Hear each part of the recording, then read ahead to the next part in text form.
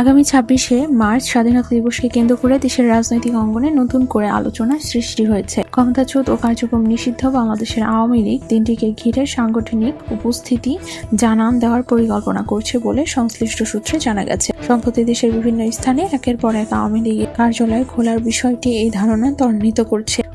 আইন শৃঙ্খলা রক্ষাকারী বাহিনী স্পষ্ট বা নির্দিষ্ট ঘোষিত কোনো দলের প্রকাশ্যে কার্যক্রম পরিচালনার সুযোগ নেই। আওয়ামী লীগ স্বাধীনতা দিবসের আবেগ ও জাতীয় চেতনাকে ঢাল হিসেবে ব্যবহার করে ২৬শে মার্চ সাভার জাতীয় স্মৃতিসৌধে ফুল দিয়ে রাজনীতির ময়দানে আনুষ্ঠানিক প্রত্যাবর্তনের ঘোষণা আসতে পারে দলটি থেকে, এটাই ধারণা করা হচ্ছে। সম্প্রতি রাজশাহী, যশোর, পটুয়াখালী, গাইবান্ধা সহ অন্তত ১৫টি জেলায় ঝটিকা মিছিল ও কার্যালয়ের সামনে পতাকা উত্তোলনের চেষ্টা করেছে। ২৬শে মার্চের কর্মসূচিতে পলাতক ও মাঝারি তৃণমূল পর্যায়ে নেতারা দেশে ফেরার নির্দেশ দেওয়া হয়েছে। আত্মসমর্পণের মাধ্যমে একটি মজলুম ইমেজ তৈরি করার চেষ্টা হতে পারে দলটির কৌশল।